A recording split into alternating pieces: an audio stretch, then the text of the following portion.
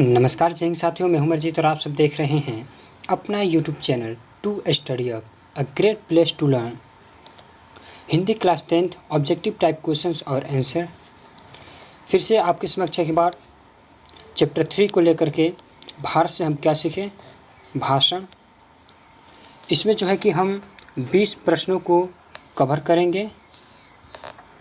इसमें 20 प्रश्नों को कवर किया जाएगा। ओके, चलिए देखते हैं हमारा क्वेश्चन क्या कह रहा है। फर्स्ट क्वेश्चन हमारा है, किसके अध्ययन क्षेत्र में भारत के कारण नवजीवन का संचार हो चुका है? किसके अध्ययन क्षेत्र में भारत के कारण नवजीवन का संचार हो चुका है? तो ये नीति कथा में। Your right answer B.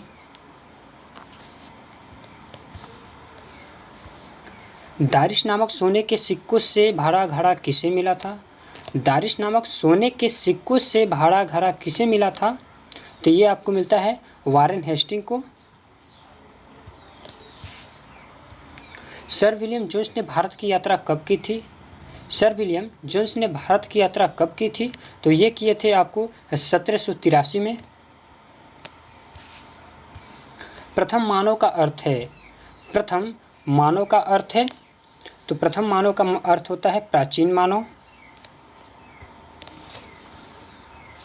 Bharat कहाँ बसता है? भारत कहाँ बसता है?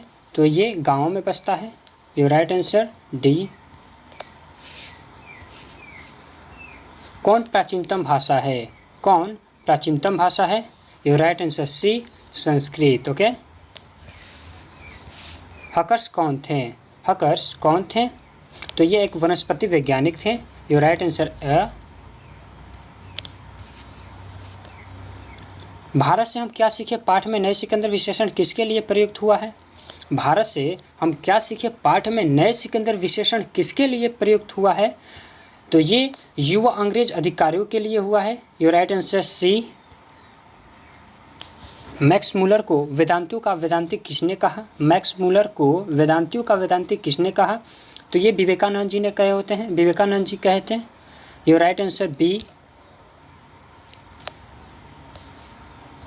संस्कृत भाषा और यूरोपियन भाषा का तुलनात्मक व्याख्यान किसने किया?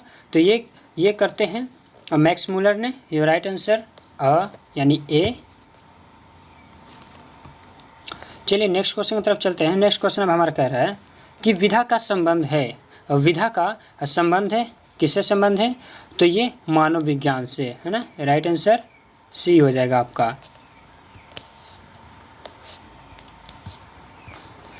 इग्निस किस भाषा का शब्द है? इग्निस किस भाषा का शब्द है? तो ये एक लैटिन भाषा का शब्द है। Your right answer C. Plato का संबंध किस देश से है? प्लेटो का संबंध किस देश से है? वो यूनान से है। Your right answer D.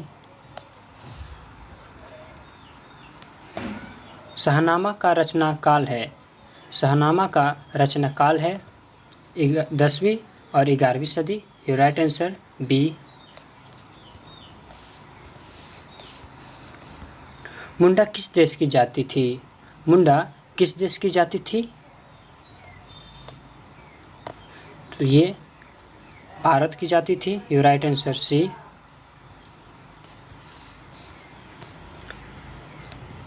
Sanskrit का अग्नि शब्द लैटिन में किस रूप में मिलता है? संस्कृत का अग्नि शब्द लैटिन में किस रूप में मिलता है? तो ये इग्निस, इग्निस शब्द जो है कि हम लैटिन में इग्निस इसको बोलते हैं। योर राइट आंसर सी।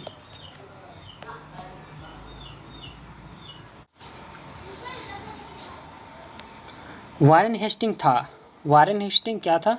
तो वारेन हेस्टिंग भारत का गवर्नर जनरल था। ओके, भारत का गवर्नर जनरल जो है तो ये थे Warren Hasting. Your right answer A. दारिश क्या है? दारिश क्या है? तो ये एक सोने का प्राचीन कालीन सिक्का है, सोने का प्राचीन कालीन सिक्का है।